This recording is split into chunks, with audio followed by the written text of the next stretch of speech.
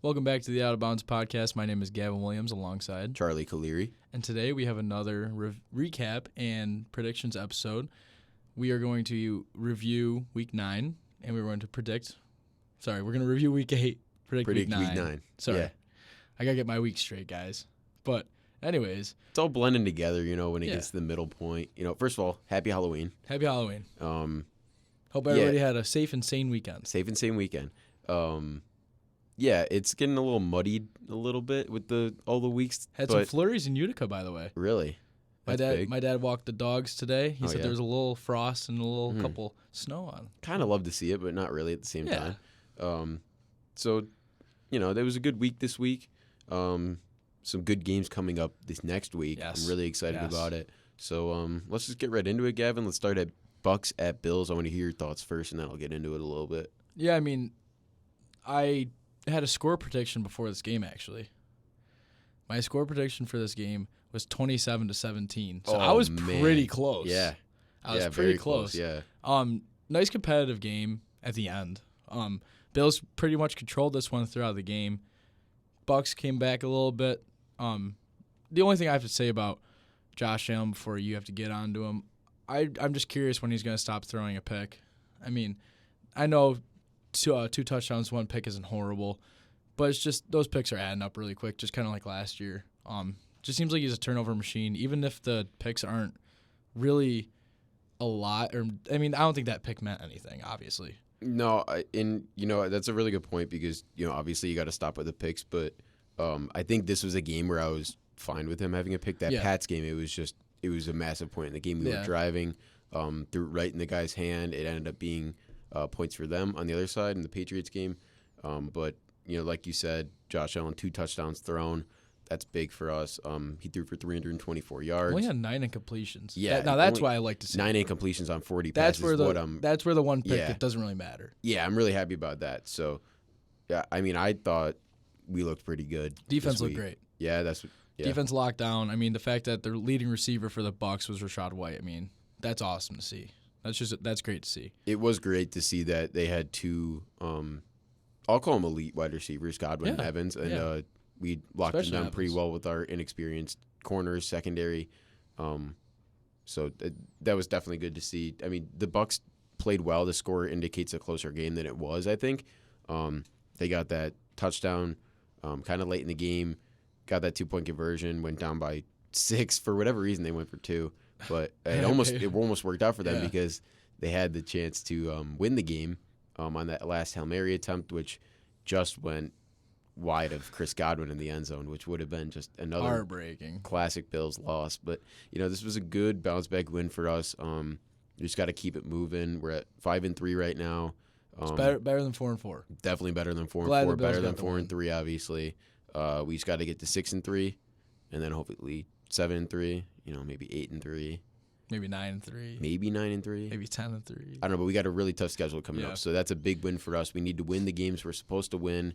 If not, then we're really going to struggle the rest of the season. Yeah, and obviously another man I want to mention is the story of the game, Khalil Shakir. It's my guy. Wow, have a day. Yeah, and got open a couple Kincaid times, too. Man. Kincaid had a really good game too. He really stepped up. 17 points with the absence of Dawson Knox now. Get better soon, Knox. Gonna miss you. But Cook. It was Cook as well had a pretty decent game again. Speaking about the running backs. Yeah. We just signed a guy, Leonard Fournette. We just signed him the other day. Playoff Lenny is a Buffalo Bill. He's going to be on the practice squad probably this week. We'll eventually get elevated to the roster once he gets settled in Buffalo. Maybe once he actually has a place to live, he'll be on the team or on the active roster. But exciting things to come for the Bills. We got Johnson from the Bears, that corner. Yep. Jalen Johnson from the Bears. Yeah, the corner. He's pretty decent too over there. He's an experienced corner, so he'll give us some help in that room, especially with Trey out right now. And I still think we need to address some other things, but it's good that we're making the moves necessary to stay competitive, especially because the teams around us are losing. So, with that being said, I'll shift over to one more thought. Here we go, Gav. From my brother, Connor Williams. Direct quote. We lost Milano Daquan Jones, Trey Day, and Damian Harris. In all caps. Big with 6 G's losses. How do you fix this? Trade for a cornerback, or they got one. We got one. Sign a piece for a running back 3. They got Leonard one. Fournette. And trust your linebackers to do their job. And we will be doing that every week. He said, we're not asking for another Milano or Trey Day, but we're looking for guys who can solidify their losses and allow our defense to thrive like it did prior to London. That is how we will succeed. He said, I'm no analyst or even in the front office in Orchard Park. That's what he'd tell Bean or McDermott. And he said, Gavin, you have absolutely the right to use my words in your podcast. And that is from Out of Bounds correspondent Connell Williams right there. Thank you, Connell, for those words because that is 100% true. We just need to trust our linebackers at this point. I wouldn't be mad if we made a move, but at the same time, our linebackers right now are serving us pretty well for how young they are, how inexperienced they are, and I think they're only going to get better. Absolutely. A little thought about not just the Bills, but the entire NFL is the trade deadline will be coming up. Yep, it's today. It's today at 3 or 4. This episode will be out after that, but we are recording before. Yep. So if any trades come out, just stay looking for those on on X. Or, Montez Sweat got traded. Yeah, already. Montez Sweat just got traded to the Bears for a 2nd-round pick. That was big. Hopefully it'll be exciting today. Yeah, it should be. So a game that was not too exciting was the Jets-Giants game this past week, where the New York Jets somehow, some way, come out with the overtime win. Good win for Zach Wilson right there. I was watching this game with the Jets and a Giants fan. It was not fun at all. What was Briss's reaction? Yeah, he was excited that they won, obviously, because now they're 4-3. Yeah. So they're right in the thick of it. They're sniffing the hunt and the wild card right now. Yeah. The one thing I'll mention about this game is that one guy on each side looked good. Garrett Wilson for the Jets. Yeah, absolutely. 7 receptions, 100 yards. And Saquon Barkley, obviously, for the New York Giants. 36 carries, 128 yards. Tommy DeVito, former Syracuse quarterback, came in the game. We did not mention that man's name. And he didn't even throw the ball down the field. Yeah, he did have a rushing touchdown, which was the insane. joke of the game when we were watching this. I was like, I wonder what they're going to do on this 3rd and 8. Are they going to run it? Yeah, and I mean, it was really bad. Tyrod had 8 passing yards, and he was their passing leader this game. Zach Wilson had a pretty decent game. Get better, Tyrod. 240 yards passing, 1 touchdown. He was also the leading rusher. This game was just really bad overall. I knew it was going to be a field goal in overtime to win it. It's actually funny because our friend Chris, he wanted the ball second in overtime, which is never what you want in overtime. But he said, we're not going to score a touchdown. I know they're not going to score a touchdown. So let's just get the ball second, kick that field goal, and win the game. That's what they did. And that's exactly what they did. So good win for the New York Jets there. They moved to 4-3. They stay in the hunt. In the hunt. Story of that game, Graham Gano missing 2 field goals, which could have won them the game. Crucial. Late in the game, too. So moving on to the next game, we have 2 teams who are getting hot, but one team's going to remain hot. That's the Jacksonville Jaguars. Is a team I would not want to play right now. They are on a 5-game win streak. I think it's a 5-game win streak now, yeah. This is unbelievable, Jags fans. Let's get hype. Let's get going. Duval. They beat the Steelers, who are also a little hot right now, but they're still 4-3. They still have some playoff hopes, maybe. Mitch Trubisky came into this game, had 15 for 27, 138 yards, a touchdown, and looking like prime Mitch Trubisky, 2 picks. Bears Trubisky was kind of nice. Well, he was kind of nice. That one year. That 2018, he was really good. Deontay Johnson was his leading receiver, 8 receptions, 85 yards, and Jaylen Warren was the leading runner of the game for the Steelers, 5 carries, 19 yards. But on the better side of the ball, the Jacksonville Jaguars, Trevor Lawrence, 24 for 32, 292, 1 touchdown and interception. Travis Etienne, that man is a bad man. I have him in fantasy, and he is just going off for me right now. 60-yard touchdown catch right there. Yeah, reception. That was crazy. Yeah. 24 carries, 79 yards, not including his 60-yard grab. Evan Ingram has not left this team. He is not riding back. 10 receptions, 88 yards. The fact of the matter is, I'm just curious, are they ever going to use Calvin Ridley? Yeah, and it's crazy because they don't really need him at this point. But when they start to use him, it's going to be deadly in that offense. Like come playoff time, that might be really dangerous. Because they have Christian Kirk rolling a little bit too right now. He's getting some touches in those games. So Calvin Ridley once he gets in the mix a little bit more, which is crazy to say that he's not right now, but they'll be very dangerous to come playoff time. Yeah. Also, speaking about another team come playoff time, the Philadelphia Eagles. Philly Eagles, I was about to say. Philly Eagles, yeah.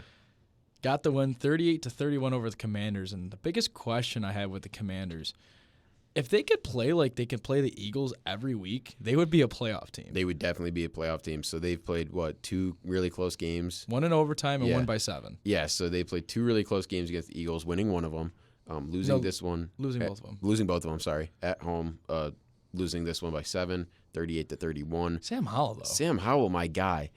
I still can't tell if he's good or not. I know this would trend in the direction of good, but then next week he's probably going to throw for 150 and 2 touchdowns, 3 picks. So who knows? But he threw for 397 passing yards this week, 4 touchdowns and 1 pick. On the other side, Jalen Hurts, 319 passing yards, 4 touchdowns. So, I mean, quarterback shootout right here. That was 2 awesome. Elite quarterbacks going at it. No, I'm just kidding. But, I mean, Jahan Dotson, he might have been the story of this game. I benched him. He might have been the story of this game for Washington. 8 receptions, 108 yards, and that touchdown. A.J. Brown on the other side. So glad he's on my fantasy team. He was even better. 8 receptions, 130 yards, and that guy 2 touchdowns. He's not slowing down. Not at all. And, we talked about it last week or the week before. He's just continuing to get better in this offense, and he's barely a year there at this point. So it's crazy to think that he's already settled into this offense as much as he is and how comfortable they are giving him the ball as much as they are. I saw this stat where his yards right now is more than any Titans receiver combined. Wow. Yeah, I believe that. And it's just insane. I love that for A.J. Brown, finding a home that he can just perform the way he can. Yeah, and I mean, Jalen Hurts needed that receiver like him, and that was their biggest question mark before they got guys like Devontae Smith and A.J. Brown was they needed those receivers to complement him, but now they have all of these weapons where receivers the least of their concern. Yeah. Least of their concern. I mean, and they still have DeAndre Swift, 16 carries, 57 yards, and a touchdown. I mean, he's not slowing down either. No, and I mean, obviously as a whole for the Eagles, I mean, improving to 7-1 is massive, especially with the Niners losing this week. You have the Cowboys next week, so that's big for the Eagles. And Washington, I mean, falling to 3-5, that was a big game if you could have closed that out, moving to 500. But 3-5 is still a decent spot to be in for that team. They're still definitely in the thick of it. Yeah, they could for sure make a push if they can maybe just work out a few of those kinks in that offense. Yeah. Not even in the offense, in that defense. Sorry. That offense has been playing really well. Yeah. The defense got to step up a little bit. Absolutely. We need some Chase Young. Yeah, we need some Chase Young. Or he's got to get traded so he can play. Yeah. So moving on from that, talking about Dallas is now the Cowboys versus the Rams. Cowboys getting the dub there, 43-20. And, this game was awful if you're a Rams fan. The score was 33-9 at halftime. It was a demoralizing game if you were on the Rams offensive side of the ball. They had, in the second quarter alone, they had a safety, a 10-yard touchdown pass, which was a minute after, so they had a big chunk play, or a few big chunk plays on that next drive. And then later in that quarter, CeeDee Lamb scored another touchdown. So they were up 33-3 at one point. Story in this game, Matt Stafford getting hurt. UCL sprain in his right thumb. It's going to be touch and go for him right now. We'll keep an eye on that. But right now it's looking like Brett Rypien is going to be the guy in LA. He played a little bit more than half the game last week. And something that I wanted to note was that Stetson Bennett, who they drafted last year, is out for the year with an illness officially. So they don't necessarily have a backup if Stafford can't go, so they need to maybe sign somebody off the practice squad from free agency. Maybe they trade for somebody today if the Stafford injury is worse than we think it is. Or them sitting at 3-5, they seem in a little bit of a worse spot than Washington is at 3-5. Could they be a team that sells a little bit more with all the injuries they have? Can they make that push? Who knows what they want to do? This team is only 2 years removed from a Super Bowl win, So, they still have some of their pieces there that won that Super Bowl. It's going to be interesting to see what the Rams do, but on the Cowboys side, they have the Eagles next week. That is a massive game for them. They are 5-2 now, so anything helps in that playoff push. But if they can be 6-2 and have the Eagles fall 7-2, they're going to control their own destiny in that division. And sadly, going on to the next game, my Green Bay Packers. I don't know what they're doing anymore. Taking another L. They lost to the Minnesota Vikings. Wow, that sucks to say. At home in Lambeau. The Vikings came in, played a good game. Jordan Addison, that kid is going to be very special. He is filling in the perfect time he needs to fill in, but sadly, Kirk Cousins tore his Achilles. He will be out for the year. Prayers up to Kirk. I mean, watching him on quarterback last year, he became one of my favorite quarterbacks, and seeing him go down, I just keep thinking about. Did you watch quarterback? Yeah, I did. Yeah, so you remember after they lost the playoffs when he came home, and his son was like, "Did you win?" Yeah. And he was like, "No." And he has that room that is just missing the Lombardi Trophy. Yeah, I know. I just constantly feel bad for this guy. Unfortunately, it looks like he's probably not going to win a Super Bowl in his career, but that's a guy you want to root for. So rooting for a speedy recovery there from Kirk. Get better. We'll see what happens with the Vikings if they want to move on with him or not. But their quarterback will be Jaron Hall, who's a rookie. I'm going to say something here. There were reports that both sides of this deal, potentially, for a Jameis Winston trade from the Saints and the Vikings, they're both pushing hard, pushing hard to get a deal done before the deadline today. So keep an eye out for that. Yeah, absolutely. So talk to one of my best friends, Nate Walsh, biggest Vikings fan I know. And he said he feels so bad. You know more than one Vikings fan? I do. Oh, nice. Strauss's dad. Oh, really? Wow. Vikings fan. So he said he feels really bad for Kirk, and it just really sucks because they were also primed for a playoff push, which was very true. I mean, they made all the way. They have a 3-game win streak going on right now. They're 1-4, now they're 4-4. They put themselves right back into the hunt, right back into the wild card spot where they can finally make a push for making it to the playoffs. Yeah, next week they have the Falcons too, so that's a winnable game right there, especially with all of their question marks they have going on at quarterback. Yeah. Especially, yeah. And it sucks, too, for the Vikings because this was a bad time for Kirk to get hurt because this also could put them in a bad spot in the draft. Obviously, if you have 4 wins, that might not be enough to get a Caleb Williams or a Drake May. No, they're in like no man's land right now, honestly. They're just in the middle of it. If they can just choose whatever direction they want to try to go in, especially with Jay Jettas out right now. I think at this point they might just want to punt on the season and, go for it next year. Yeah, absolutely. So Kirk Cousins had 23 for 31, 274 yards and 2 touchdowns, left the game in the fourth quarter. Alexander Mattison, 16 carries, 31 yards, and KJ Osborne was the leading receiver with 8 receptions for just 99 yards, almost cracked 100. Jordan Love. Let's just talk about him. 24 for 41. It's a lot of incompletions. 229 yards isn't horrible. Touchdown and an interception. And the fact that he's our leading rusher, too, with 34 yards, unbelievable. Jayden Reed, I love that guy. 83 yards on 4 receptions, was our leading receiver. You love that guy, but he should not be your leading receiver. He should not be our leading receiver. Plenty of drop balls in this game. Romeo Doubs. Christian Watson dropped 2 very catchable touchdowns here. And if he caught 2 catchable touchdowns, that game's tied up. So, that being said, I don't know where this is going to lead us for the season. Packers are 2-5. I sadly think you got to punt here. I think you do too. And Go I think for Marvin Harrison. I think at this point, why not? I would. It sucks to say I've never said that in my life as a Packers fan. Yeah, because at the beginning of the year, we kind of looked like a little wild card team maybe. Yeah, and especially with the Bears right now playing decent football and apparently winning some games, they could finish worse than the Bears, which would be massive, obviously, for their draft stock.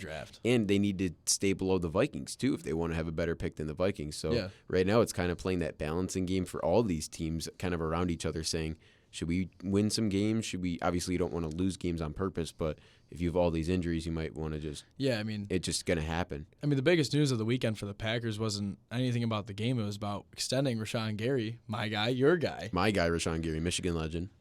We extended him for 4 more years, which is awesome. I love that, man. Absolutely love that he's going to be staying a Packer, wearing the notorious number 52, carrying on the great legend Clay Matthews, keeping that number safe and sound.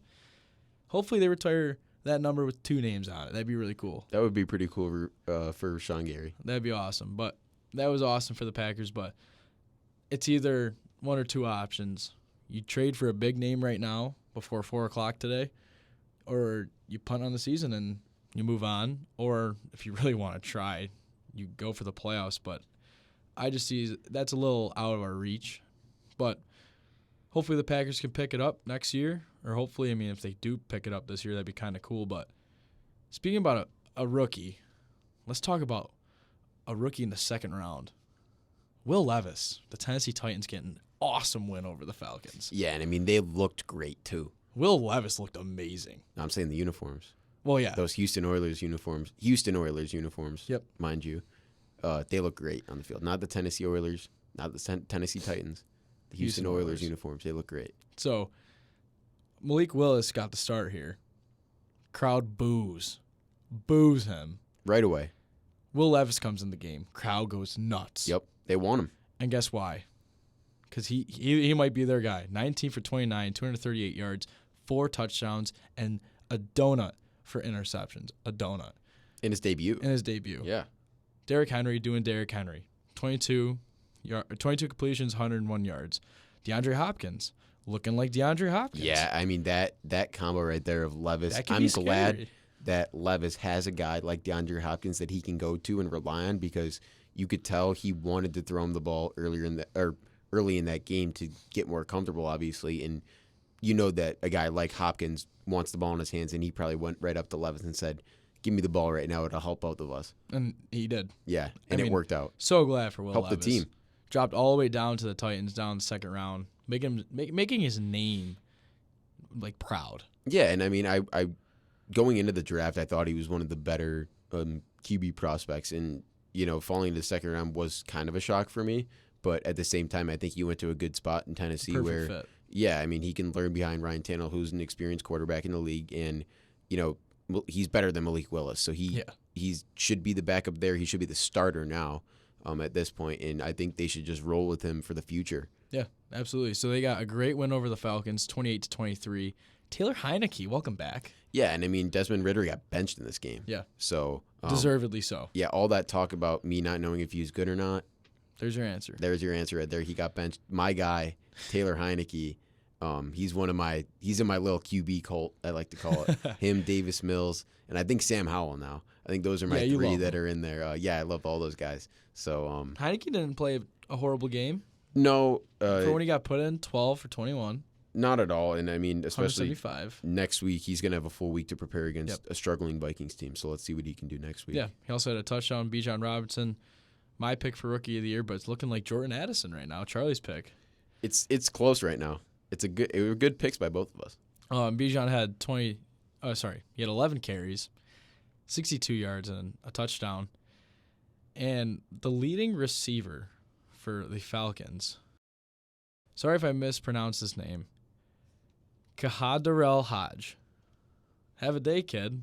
3 receptions, 75 yards. I'm sorry if I said your name wrong, but it's not for disrespect, it's for respect. It's Kadarel Hodge, but I only know that because I was watching specifically when he had a really good catch in that game. Oh, okay.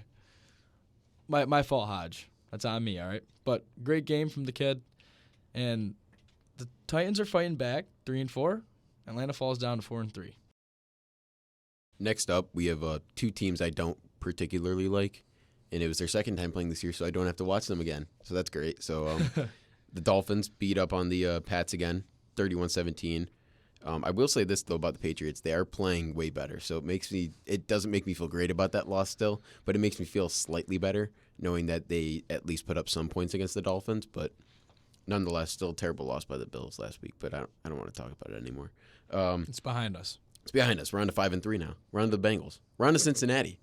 Tua in this game, 324 passing yards, 3 touchdowns, 1 pick. Seems to be a pretty consistent stat line from that guy. Mac Jones on the other side, 161 yards. He threw for 2 touchdowns. Very rare for Mac Jones. And he's always got that 1 pick.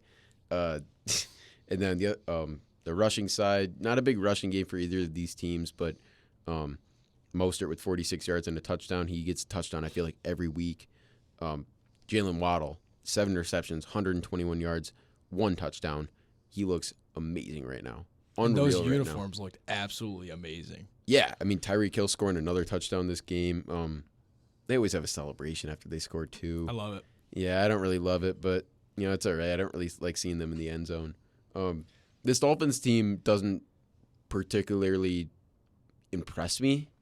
It's weird to say. They put up 30-plus points like every week, but I don't know. It's every time they play a good team, they don't play well. So is there a pattern here? This didn't really feel like a 30-point offensive performance either. No, it really didn't because the Pats went down by 7 at one point. It was 24-17 for most of the fourth quarter, and Jalen Waddle got that touchdown catch right at the end. But in those awesome uniforms. Yeah, in those awesome uniforms. But, this Dolphins team was hovering around keeping this game close for a lot of the game. And, they could have definitely pulled away a little bit earlier, but, they didn't take advantage of their opportunities. But, this Dolphins team, they go to Germany next week. They have the Chiefs. It's another good team that they're playing. If they lose next week, it's going to be a lot of question marks around this Dolphins team if they fall to 6-3. So, them sitting at 6-2 right now, Bills sitting at 5-3. I mean, the Jets sitting at 4-3 too. Let's not forget about them. They're all in the mix right here. So, Dolphins got to watch their back a little bit. Yeah, absolutely. I wish they can break out those uniforms every game. I cannot stop talking about it. They really should. Oh, just remove the gray face mask, throw on the white. Oof, that'd be clean. Love it. So 2 teams who have not so good uniforms, the New Orleans Saints and the Indianapolis Colts. The Saints got the win here, 38-27. Derek Carr, a little bit better of a game, 19 for 27, 310 yards and 2 touchdowns. Taysom Hill was the leading rusher of this game, 9 carries, 63 yards and 2 touchdowns. Have a day, Taysom Hill. Packers legend, Packers preseason legend. And then this guy will not slow down on the offense. You hear his name every week. Rashid Shaheed. Shaheed. 3 receptions for 153 yards. Yeah, where'd this guy come from? And a touchdown. I mean, he's just an elite deep threat at this point. Yeah. And he's looking good. I mean, that Derek Carr really likes to throw the ball to Shaheed, and it's really cool to see. But on the other side, Gardner Minshew, 23 for 41, 213 yards, 2 touchdowns, and an interception. JT finally comes back for a full game. 12 carries, 95 yards. Solid stat line for a welcome back. There you go. Yeah, he's still splitting the carries with Zach Moss, though, which I find kind of, interesting. But at the same time, they're kind of shifting away from Moss a little bit less and giving the ball to JT a little bit more. And they're also giving the ball to another guy, Josh Downs. Yeah, I started him in fantasy this week, too. 7 receptions, 72 yards. This kid's looking great. This is looking like a great pickup for this Colts team. Looking for the future. They can have MPJ. They can have Josh Downs. They can have JT. They can have Anthony Richardson. This is a Colts team that can look scary in 2 or 3 years. Yeah, and I mean, they still have Alec Pierce. Ogletree caught a touchdown for them. A crazy touchdown catch for Ogletree in that game, who's been very silently good this year for them. And, whoever they decide to draft this year. I know they need maybe a little bit more help in the O-line, which is kind of weird to say for the Colts, but, they might need that a little bit. But that's something to look for in this upcoming draft for the Colts. Yeah, I mean, the Colts can still be looking for a wild card spot because they're in the hunt right now at 3-5. I think they're done for the season, unfortunately. I'm sorry, Ian, for saying that. I hope they're not. I really hope they can make a little playoff push, but I don't think with Gardner Minshew it's going to happen. But the Saints finally getting back in the win column.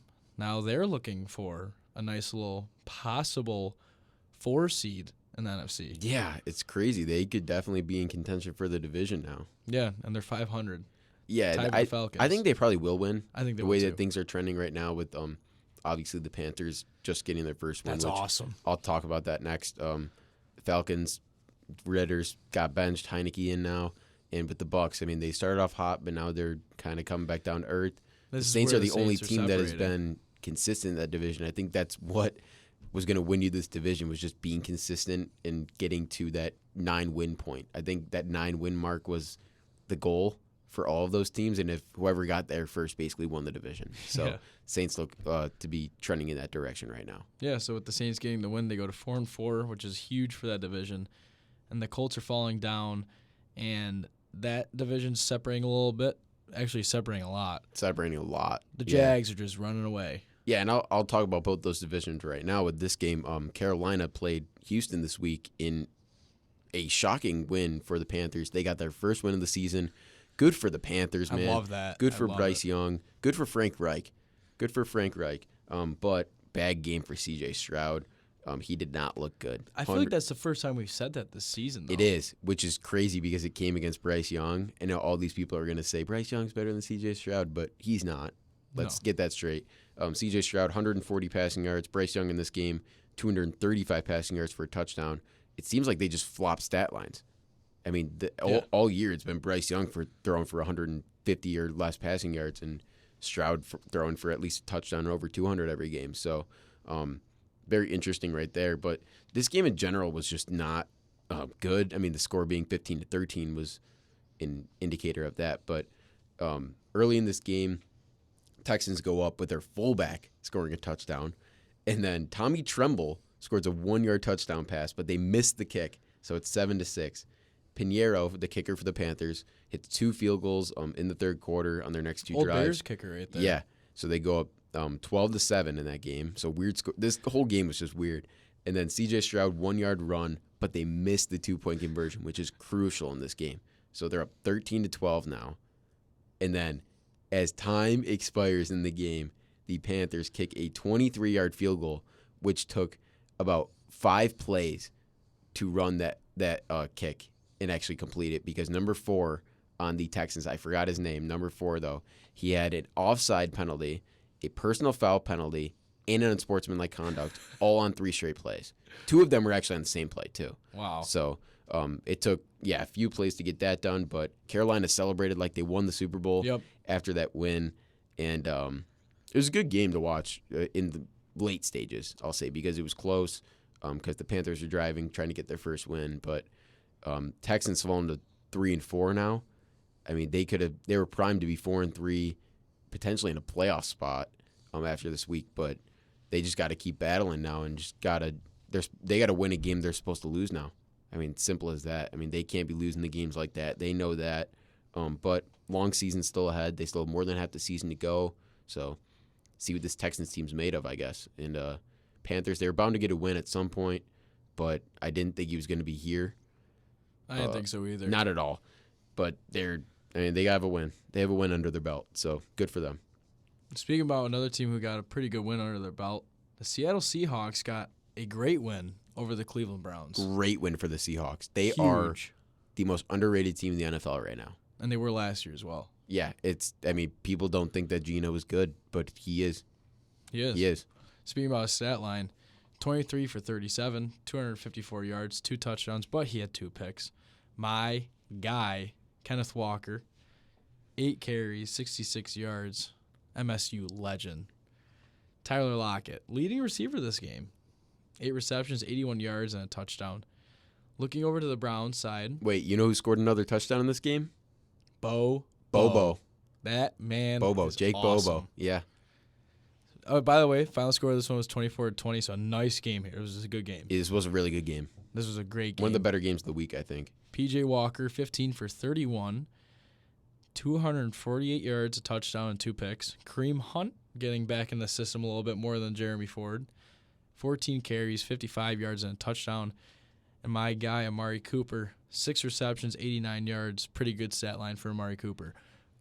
Story of this game is the Seattle defense holding off, playing a pretty good defense, holding this Cleveland Browns to 20 points. I mean, obviously with P.J. Walker, you really want to shut him down. And I mean, 20 points, whether it's a backup quarterback or not, still pretty decent. So Seattle getting a must win there to help out in the division. What's their record? 5-2. 5-2. And that is also the same record. No. Oh, no, they are better. winning the division right now. The Seahawks are winning the division right now. The Niners have 3 straight losses. The Niners are 5-3 right now. I'll touch on them next. But huge win for Seattle in the NFC West. And Cleveland, let's not write them out yet because they're still in it. They are. They definitely are. They are still tied with the Steelers, but the Steelers have the upper hand because they beat them earlier this season. What's the Browns' record now? 4-3. So are the Bengals. So that division wide open. Like we said, we love that division. I think that's our favorite division. That's the out of bounds favorite division right there. Yeah. It's the AFC North. I think we're going to adopt that right now. Yep, we're adopting that right now. We're signing it. We're sending it to Congress. Yep. We're going to get it notarized, everything. Yep, sending it to the league office right now. We're shipping it to New York. Yep. So 4-3, 4-3, 4-3, and then the Ravens got the win, but we'll talk about that. So the Ravens are separating themselves slowly and slowly, but the Browns don't sleep on them. The Bengals do not sleep on them. They're getting hot finally. They're getting hot right now. And the Steelers, who were hot, got a little cooled down. Same with the Browns, a little cooled down, but very, very great division. Everybody's above 500. That's gonna be really fun to see who can come out on the top or who can come in second in that division. Is gonna be awesome to watch. Yeah, and I mean, right now I'm looking at the standings right now. It's Ravens as the 4 seed right now. So it's Chiefs at 6-2, Dolphins at 6-2, Jags at 6-2, Ravens at 6-2. So all the division leaders in the AFC are 6-2. Bills at 5-3 is the 5 seed, and then you got this run of 4-3 teams right here in order 6 through 9. Steelers, Browns, Jets at 8, and then Bengals. So all of those teams right there in the mix, and then Texans right behind. Texans, Titans, and Chargers all right behind at 3 and 4, so they're all very much into it. And then, I mean, even the Colts at the 13 seed at 3 and 5, they're somewhat into it. So you have 13 legitimate shots to make the playoffs in the AFC, which is insane this year. And the NFC isn't much less crowded, I guess. Yeah. So, very interesting. Moving on to the next game was the Niners, like we just mentioned, losing to the Bengals. Just want to say I told you so. About this game? Yeah, I know. I picked the Niners in this one. I went 1-2 in swing games this week. We'll get to the predictions a little bit later. But, yeah, the Niners falling to 5-3 in this one, losing 31-17. Brock Purdy, man, he might be a fraud. He might be. He might be a fraud. But he still did throw for 365 yards in this game. But he did throw for 2 picks. George Kittle might be back. He needs Debo back. He really needs Debo back. George Kittle might be back, though. 9 receptions, 149 yards. And you just mentioned Debo. They obviously still have great players like Kittle, Ayuk, it just McCaffrey. Opens the offense when you have Debo. Debo opens up that offense so much because of the formations that they run and all the schemes that they run. Debo just opens up the backfield a lot more for McCaffrey. Yeah, it takes away that double coverage from maybe Ayuk or Kittle, depending on who they're going to cover down the field. But those are things that Purdy has struggled with recognizing, I guess, in those few weeks that Debo's been out, and it's been noticeable. So on the other side, Joe Burrow looks to be back too. 283 yards, 3 touchdowns, only 4 incompletions against that 49ers defense. Have a day, kid. Yeah, 28 completions, 32 pass attempts. Joe Mixon had a touchdown this game. Jamar Chase had a touchdown. A very clean stat line from Jamar Chase. 10 receptions, 100 yards, 1 touchdown. Wow. I guess that's as clean as you can get. As clean of a stat line as you maybe can get besides 20 receptions, 200 yards, and 2 touchdowns. Yeah, so good win for the Bengals there. They have a tough game next week against the Bills, vice versa for the Bills, because the Bengals are so hot right now, especially in Cincy. Our friends Ian and Mike are going to that game. Shout out to Ian and Mike. Yeah, they're going to the game. Wow. Yeah, they're going down to Cincy this weekend. That's awesome. Yeah, they're going to visit Mike's brother at Xavier. Shout out to Mike's brother. And they're going to have a good time of that game. With that being said, Bengals, they're rolling right now. Niners are not rolling right now. They need to get back on the track, get those wheels moving, and just keep pushing forward because they're still a really good team. They could still obviously win the Super Bowl, but they're just hitting a bump in the road right now. Simple as that. Hey, you got to make it over the bumps and bruises and make over the humps, especially this one man who did. Yep. Don't read too much into it. Yeah. One man did get over the bumps and bruises this week, and that is Mr. Unlimited. He did, and he got that big dub against the Kansas City Chiefs this week. The Broncos improved to 3-5, beating the Kansas City Chiefs 24-9. A little win streak going. Yeah, I know. The Broncos, man. Here we go. They're coming up a little bit. Here we go, Broncos. Patrick Mahomes this game did not look like Patrick Mahomes. No. He looked more like, a bad version of Sam Howell maybe.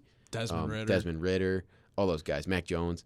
This was a Mac Jones stat line. 24 for 38, 241 passing yards, and 2 picks. Not Mahomes-like at all. No. Not getting in the end zone is very un-Mahomes-like right there. But at the same time, if you're a Chiefs fan, you're listening to this, I would not be concerned at all. It happens. Every good team has a bad loss. It's a divisional loss. It happens. I know that it doesn't really happen to the Chiefs, but this does happen. It happened to the Bills twice. It happens to everybody. So it happened to Bengals. I think every AFC. A fun fact about the Bengals before I go off of them, but they have 4 wins and they're all against the NFC West. That's awesome. First team ever to do that, I think. That's crazy. Their first 4 wins are against non-conference opponents, but they're 0-3 in the AFC. Yeah. So something to note there. But getting back to the Broncos, Chiefs, good win for the Broncos. Russ threw for 114 passing yards, but 3 touchdown passes. So little weird there. Mr. Unlimited. Jerry Jeudy, 2 receptions, 50 yards for 1 touchdown. He could be back. We don't know. Probably not. Looking to trade him in fantasy still this week. If you have any offers, please offer them to me. I don't want him. I do not want him. Charlie offered me probably one of the worst trades I've ever seen. Wasn't that bad? Oh, it was pretty bad. Wasn't it? He tried fleecing me. I did. That's besides the point. Chiefs fall to 6-2 there, so AFC is totally wide open right now. This is going to be a fun playoff race in the second half of the season. I love it. After next week marks the midway point, so maybe we'll drop some midway point predictions on our Instagram. Yeah, absolutely. So look out for that. So good win for the Broncos there, good divisional win for them, but in the grand scheme of things, probably matters more for the Chiefs losing that game than the Broncos winning that one. Yeah, and a team who is moving into 6-2 as well, the Ravens, getting a win over the Cardinals, but we said this. The Cardinals were going to fight. And they did. We said that they were going to fight. The final score of this one was 31-24, and Joshua Dobbs had one final try. I mean, they got the onside kick, and then they kicked the field goal. They just didn't get the second onside kick. Now, can I just mention this before you go on, Gavin? This is just sad. This is very sad. This is a very sad segment. I talked to a few guys yesterday, and they made a really good point, which I will say right after I say this, but Josh Dobbs has been benched, unfortunately, for all of the Josh Dobbs supporters out there. It's been a wild ride over the past 8 weeks. Over the past 8 weeks, so shout out to Josh Dobbs. But so the Cardinals will be turning to either rookie Carson Tune or Kyler Murray might be coming back. So that's a good excuse for them if Kyler's coming back to bench him, but not if Tune's playing. Yeah. But at the same time, they are 1-7. I mean, they are. Or 1-6. 1-7. 1-7. So with that being said, still not great. But he's been fighting every single week. He's battled his heart out, and I don't want that to go unnoticed. Yeah. So speaking about Joshua Dobbs, he had 25 for 37, 208, and 2 touchdowns with 2 interceptions. And then Amari DeMarco had 20 carries for 78 yards. And Trey McBride, 50. And Trey McBride had 10 receptions, 95 yards, and a touchdown. That's a great stat line for McBride right there. Lamar Jackson, not even a great stat line here. 18 for 27, 157 yards, and a touchdown. That's not great. But the man of the game, Gus Edwards, filling in his role, 19 carries, 80 yards, 3 touchdowns. Have a day, kid. Have a day. Justice Hill had 4 receptions for 40 yards, which was the leading receiving on this team. That's embarrassing. I mean, we have to realize they fight every single game, but this is still the Arizona Cardinals. And if the Ravens only beat them by 7, that is not a good look for a team that is slotted at the 4 seed right now in the AFC. I mean, they had a great win over the Lions, and they come back, and they only beat the Cardinals by 7. I don't know how that's possible. Yeah, and after this week with the Carolina win, the Cardinals are now the worst team in the league. Yeah, officially. Which is sad. So they are back on track, I'll say, to get Caleb Williams or one of those other top guys. Yeah, absolutely. So great game. Great game from the Cardinals here. I mean, 30 points in the NFL is still great. So the Ravens had a good job on the offense side of the ball, just not the defensive side. So it's a win for the Ravens. A win's a win. They're moving on to 6-2. That's another loss for the Cardinals. They're 1-7.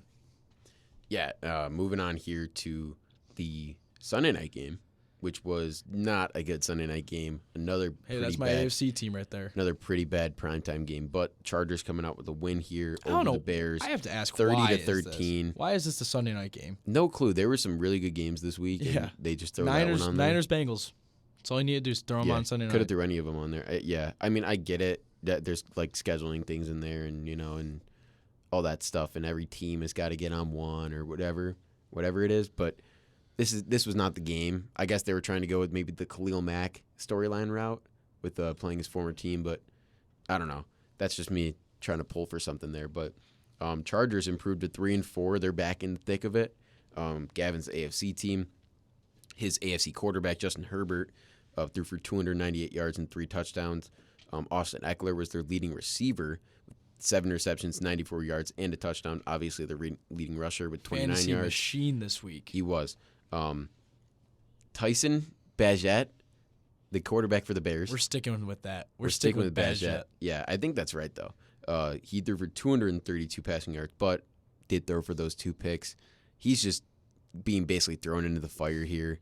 I feel bad for the kid. Yeah, I feel bad for the guy, too. Not necessarily because he's good and they're losing. He's bad. He's terrible. But he really didn't have like a choice or any time to prepare. He got thrown into last week and then gets thrown in against a really tough physical Chargers defense. So going to be interesting to see how they navigate that whole situation coming up, especially with the Fields injury and how that develops and his recovery.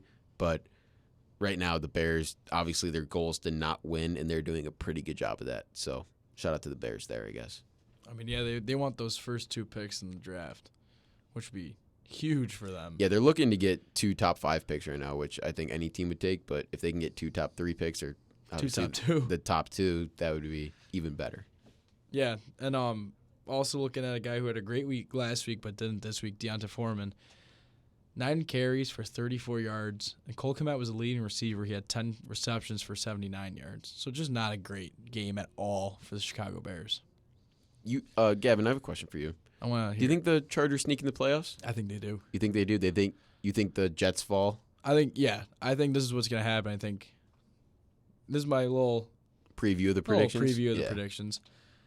I think 1 through 4 is a lock. Actually, I'm going to say 1 through 5 currently is a lock for the playoffs. So you think Bills have a chance to win the division? Yes. Okay. I'm saying this is what I'm going to say. I think Bills or Dolphins are going to be 5. That's just so you're saying 1 through 5 in any order.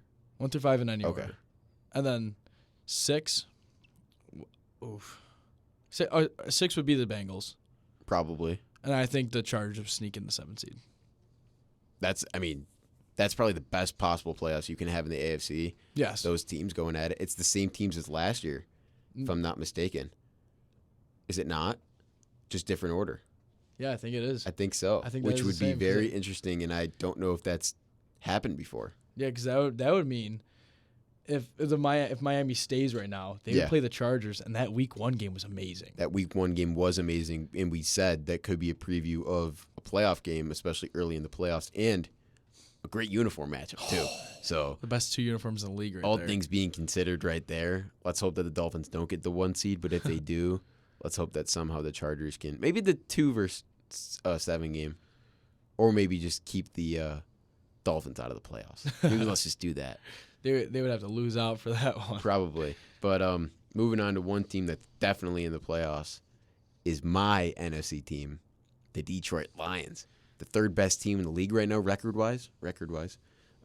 They beat up on the Raiders this week, 26-14 in that Monday night game.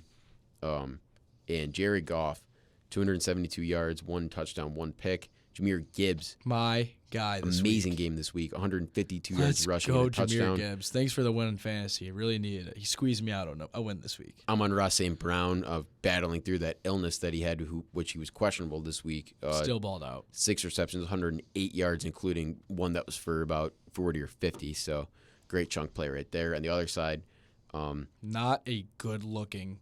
Not a good look for Jimmy Garoppolo this week.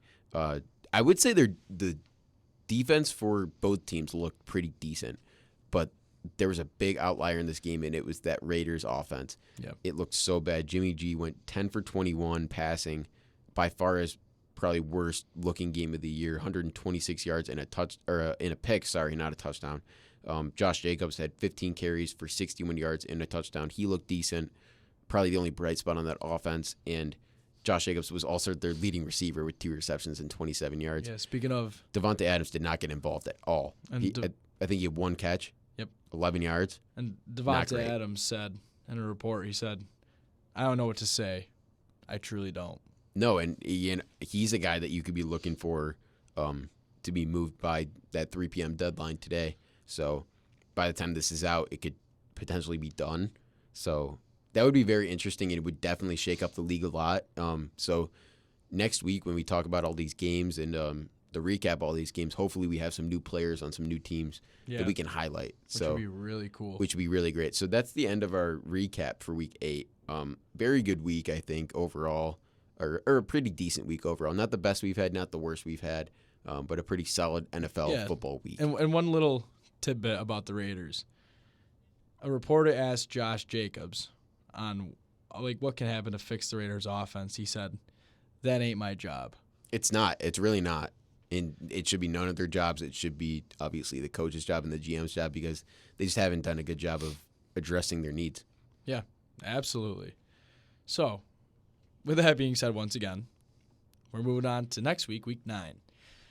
First game up, Charles. Titans-Steelers. Yeah. Well, before we get into that, I want to say the teams on a bye this week are the Broncos, Lions, Jags, and Niners, and our records after Week 8 for our picks, for our weekly picks are, I'm still up, but Gavin gained a game. One game. It was big. I mean, it's at this point in the season, if you gain a game every week, we tie at the end of the year. Yeah. So, or you might win by a game. We'll see. So that's big. So my record right now is 82-40. Gavin's is 74-48. Still 2 pretty good records right there. Yep.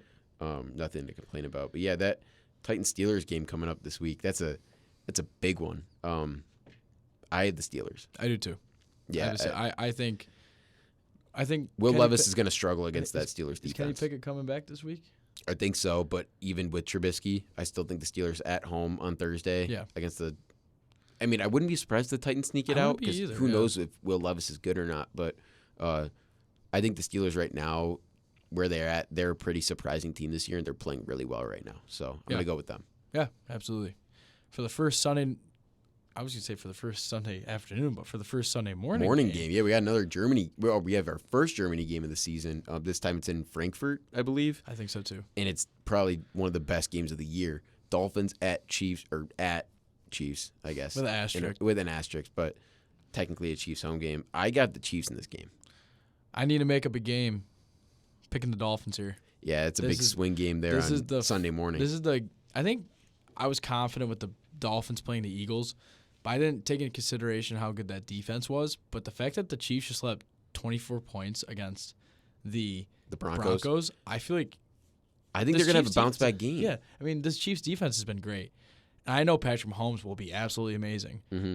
I just think the Dolphins will score more points at the end of the game. I think this is going to be a shootout. It should be a shootout, and I feel like every time games aren't though. Every time we say that, I feel like it's not. But a reason why I picked the Chiefs in this game is because I think they're going to have a bounce-back game after losing last week, and the Dolphins can't seem to play well against good teams. Yeah. So that's my reasoning for picking the Chiefs there. But question for you, Gavin. So this is a game where we would normally get our popcorn ready, but it's at 9:30 in the morning. So what do we want to do there? So what you're going to do, guys, you're going to go to your freezer, and you're going to pull out your Eggo's waffles.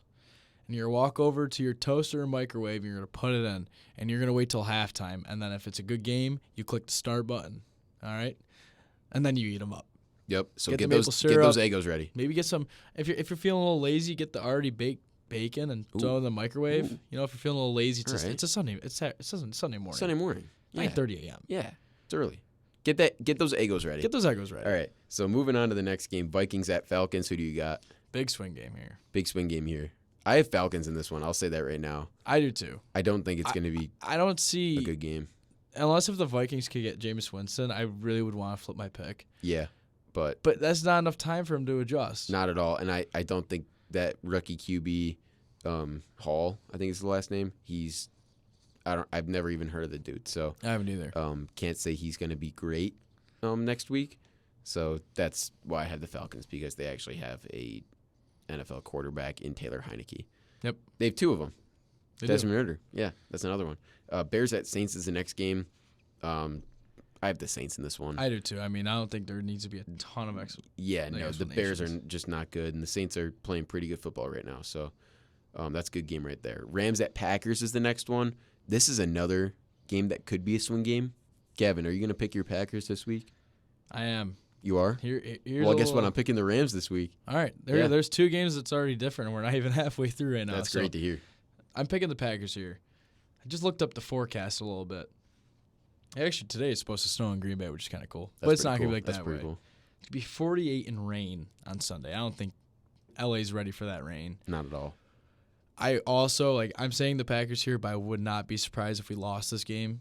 I'm just not praying, because I would never, never, and never root for someone to be injured.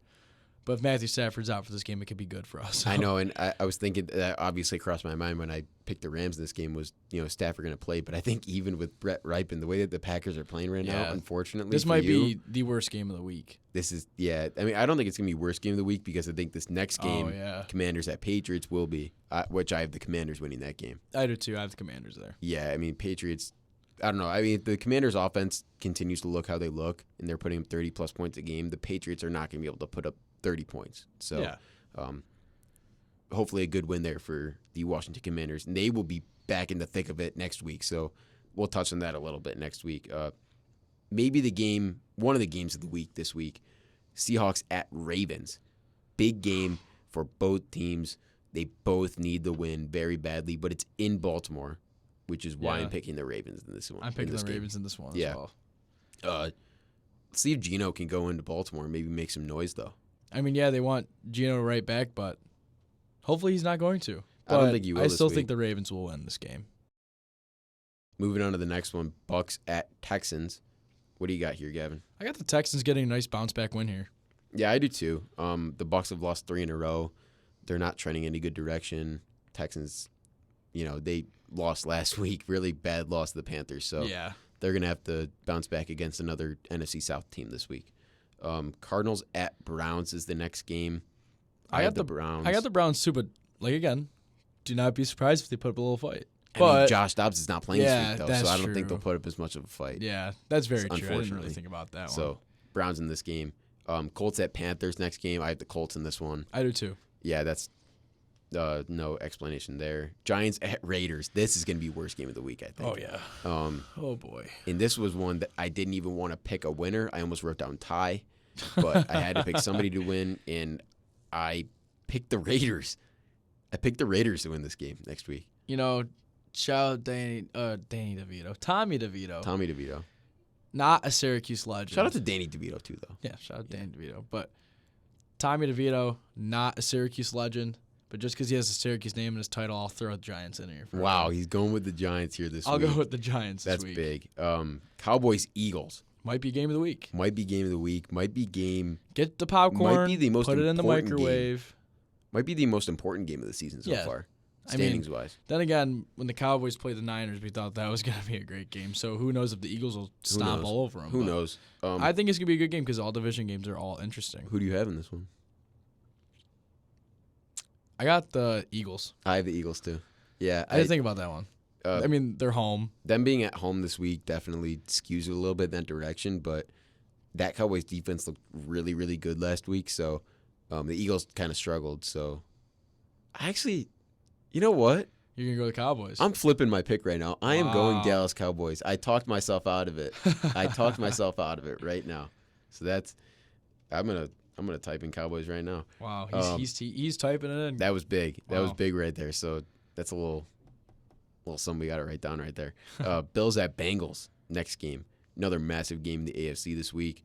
That is the Sunday night game. Here we go, NBC. Thank you. Here we go. Thank you for that one, NBC. Let's go. I'm not picking against the Bills. So I will be. I'm going Bengals here. Wow, so we have at least 5 swing games this week. This That's is a crazy. very big week for this. Wow. Very big game. That last game, we have Chargers at Jets. Jets get put on another primetime game at home. I'm going to go my AFC team, the Chargers here. I have the Chargers, too. It should not be a very close game, but should be a good game for, honestly, both sides, because the Jets have not been playing. They haven't been playing horrible. They haven't been playing. I mean, last week was really bad. Offensively. But defensively, they've been really good and really fun to watch defensively. So Sauce has been playing exceptional right now. So, but with that being said, we both still have the Chargers. Yes, we do, and let's go Chargers. So that's going to wrap up our episode this week. We're looking forward to Week 9. Looking forward to the second half of the season. Let's go. Should be good. Should be a good one. So I think this is exactly half, right? After next week, it will be exactly half. So our next episode will be. Oh yes, will be the second half of the season will be the recap. Yeah, next time you hear from us, NFL wise, will be in the second half of the NFL season. So that's big. Let us know any more content ideas, your feedback.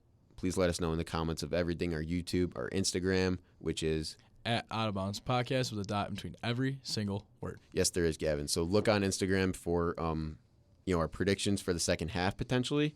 And for any other our weekly picks, anything our post else notifications, anything like that. So just keep an eye out for that. Thank you guys for listening, and have a great day. Have a day.